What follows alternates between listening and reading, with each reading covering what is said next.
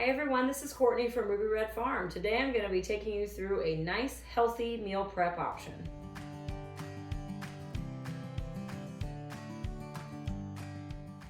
So the past few years we've had a hog roast, and one of the best benefits of that hog roast is that we end up with some pulled pork left over. We freeze that pulled pork into quart bags and it makes for the perfect pulled pork nachos. Now when I normally make pulled pork nachos, we're eating them with tortilla chips. But I like sometimes to mix it up and do it as a meal prep where I'm using rice instead of chips as the carbohydrate. I'm going to take you guys through, show you how I make my meal prep pulled pork nacho bowls. For ingredients, of course, you're going to start with pulled pork. This is frozen for us straight out of the freezer. I'm going to get it running under some water to get it thawing out. I've got brown rice that I will start boiling as my first step. I need onions, peppers of various heat, salsa, barbecue sauce, and some kind of cheese. Cheddar goes great. First up, gonna go ahead and get this thawing out. I'm also gonna go ahead and fill a medium-sized pot with about 3 to 4 cups of water. I'm gonna get that water boiling here, so I'll put it on high. Once that's boiling, I'm gonna go ahead then and add 2 cups of rice. Keep in mind, brown rice takes a long time to cook. This will be probably about 40 minutes before this rice is ready. If you're using white rice, it's a lot faster. So we're gonna keep that at a low to medium boil here. Once your pork is just even partially thawed, then you're gonna go ahead and get it out of your bag and put it onto a cutting board. Once it's on here, then you're gonna chop it roughly to half the size of what it was before. You wanna get this more into bite-sized pieces. Doesn't have to be perfect. If you do not have the luxury of having leftover pulled pork in your freezer, then you can take either a pork loin or a pork shoulder and cook it in the crock pot or slow roast it.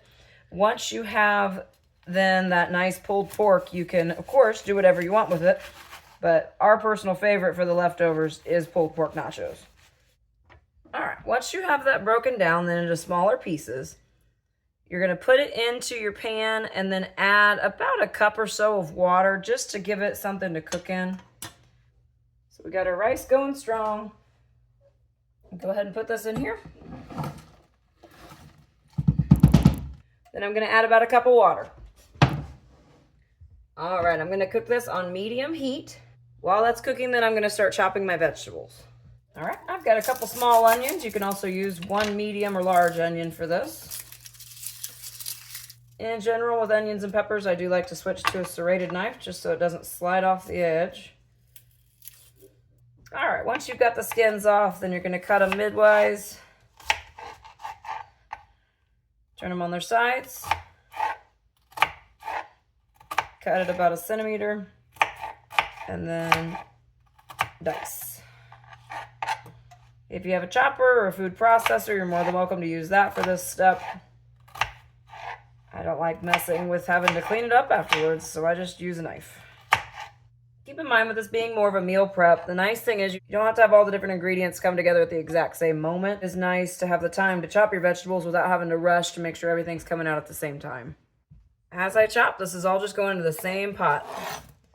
I am a huge fan of keeping the dishes to a minimum. After your onion, then you're going to put in some peppers. These are some Anaheim peppers. You can use bell pepper. I've got a poblano, jalapeno, and some tiny little habaneros. Really, this is just user preference. We personally like to keep it relatively mild, maybe medium heat. Nice thing with this recipe is you can kind of add the heat at the end with toppings. And so that's, generally speaking, what we'll do here. Go ahead and slice and dice up these peppers.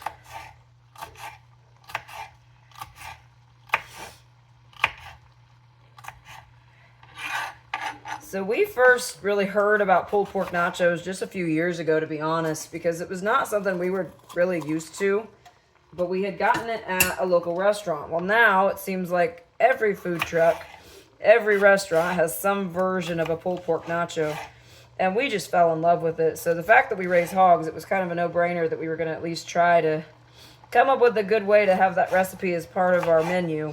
Again, I'm a big fan of both versions. I prefer it with the chips, but when we're trying to eat a little bit healthier, this is just a great veggie-packed recipe It's a great option for meal prep because it gives you just a nice, healthy version of the same flavor that we've grown to really like. Keeps really well, heats up really well, and everything goes together. It's something I look forward to if I remember I brought it to work that day. We usually do pack our lunches. We rarely eat out, especially for lunch. I had to eat out today because I didn't have time to pack a lunch. I got called into work kind of last minute. And it was $12 to go and just grab lunch. Now, thankfully, that was enough that I have leftovers. I'll have it for lunch again tomorrow. But even at $6 a lunch, that is pretty darn expensive. With this recipe here, of course, we're using leftover pork, but it's probably only a few dollars worth of pork. We have a few dollars in peppers and about 50 cents in rice. And so for $7 or $8 at the most, I'm able to meal prep and get probably 6 to 7 meals here instead of one meal for $6 at lunchtime. Now, the nice thing is, because we raised our pork, we raised these peppers, that cost essentially is zero. And so we have even more savings because we raised a lot of this food ourselves. I haven't quite figured out how to grow rice here in Indiana. I always joke I'd be fine to live independently if I could figure out how to grow rice and tortilla chips. No luck so far. All right, some little baby habaneros. Yes, I will wash my hands afterwards. Thankfully, I'm not super sensitive, but these are definitely spicy. I can feel the heat in my eyeballs here. But yes, I will wash my hands. Lesson learned. Just for a little bit of kick here. Once all your peppers are diced, you're going to add it into the pile. I'm going to add all these peppers in. You can see by now the meat really has softened quite a bit. All right, I'm going to go ahead and mix this all in. Start letting these peppers cook. While this is cooking, then I'm going to go ahead and add some seasoning. We've really enjoyed this sweet barbecue rub that we found. Brandon's a big fan of this Holy Voodoo from Meat Church Barbecue. Since I've already put quite a bit of heat, I'm going to go with the sweet rub for this one. If you'd rather add the ingredients solo, then you can add salt, pepper, paprika, garlic, onion. Keep it pretty simple.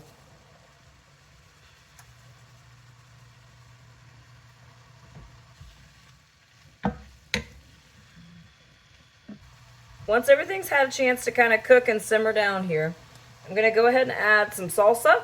You can add any kind of salsa with whatever heat level you want. This salsa is homemade from our garden, so it's got kind of a medium heat to it. Go ahead and put at least a cup of salsa, maybe a cup and a half in there. And then you're also going to be putting right around a quarter cup of barbecue sauce. Keep in mind, most barbecue sauces do have quite a bit of sugar in them. And so if you're watching your sugar, that's something to be aware of. You can always add more later. Once you add that in, again, you're just going to give it a good mix. This water is slowly cooking off as I go. That's why I added the water in the first place, just to avoid that pork getting dried out. Mix everything together. It's all going to get mixed together anyway. And we'll just keep letting that cook for a few more minutes, but it's looking really good and smelling really good so far. This is one of my favorite dishes because everything in here, aside from the barbecue sauce, we raised, which is really exciting. All right, I'm going to go ahead and lower the heat down to low. And we'll let this simmer for a few more minutes uncovered. Because this is a meal prep recipe, I'm going to go ahead and get my Tupperware all ready to go. I'm going to add the cheese into one of the compartments. With this being essentially an assembly line, I'm going to take advantage of that cook time and fill these up. I really can't stress enough how much we enjoy this recipe. We make it probably at least once a month. And so that's what's so nice about having that hog roast, is because then we have that pork for the rest of the year. I'm going to go ahead and put about a quarter cup of cheese into a compartment in each of these. When you go to heat it up, then you'll spread that across the meat mixture before you heat it up. Meal prepping is really one of the best ways you can both stay healthier and save money. There are very few things that do both of those for you. So we really try to do it whenever we can. It's been a very hectic fall season for us with soccer. And so I'm so excited to be slowing down as we head into winter here and hopefully being able to get back into this rhythm of meal prepping. I'm gonna go ahead and put some fresh jalapenos in the other compartment here. They're spicy. Some variations on this recipe. Sometimes we will add baked beans as one of the side dishes. And you go to a restaurant, a lot of times they'll have baked beans in there as an ingredient. Unfortunately though, baked beans, when they're packaged like that, are relatively unhealthy. And so when I'm trying to make it healthier, we just leave that out. Sometimes though, I will just put pinto beans in with the mix and it goes really well. You can also add corn. So again, a lot more of those nice, fresh, high fiber ingredients are really easy to add to this recipe.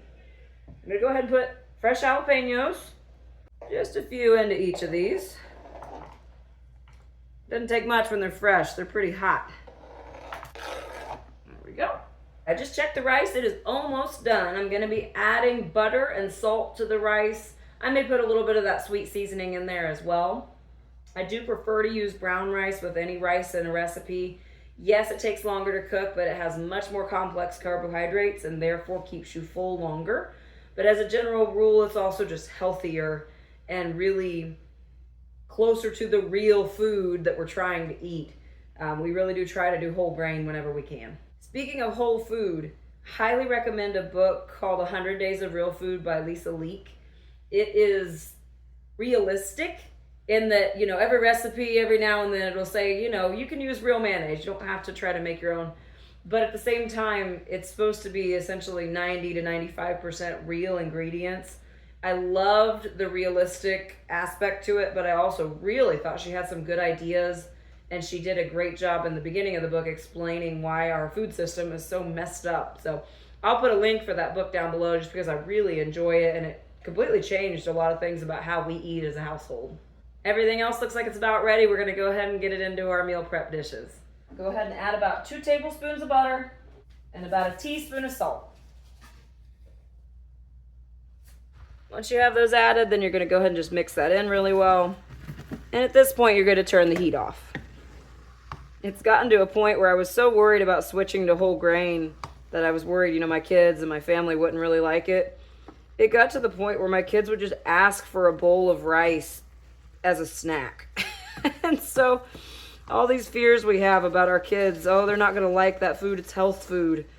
Honestly, it's such better flavor once you adjust and get used to it that your kids are probably going to be more on board with it than you are as an adult. All right, that looks great. You do want to check the rice, make sure it's cooked all the way through. Nothing worse than having a hard chunk of rice in your nicely cooked meal. All right, let's get this stuff into the containers. Gonna put about a half a cup of rice into each container. Then you're gonna put about a full cup of this pork and veggie mix.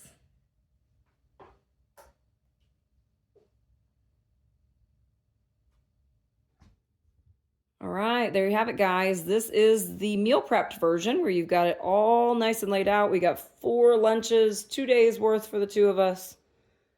Nice and healthy, tons of vegetables, nice whole grain rice, a little bit of cheese to hold you over, and some fresh jalapenos just for good measure.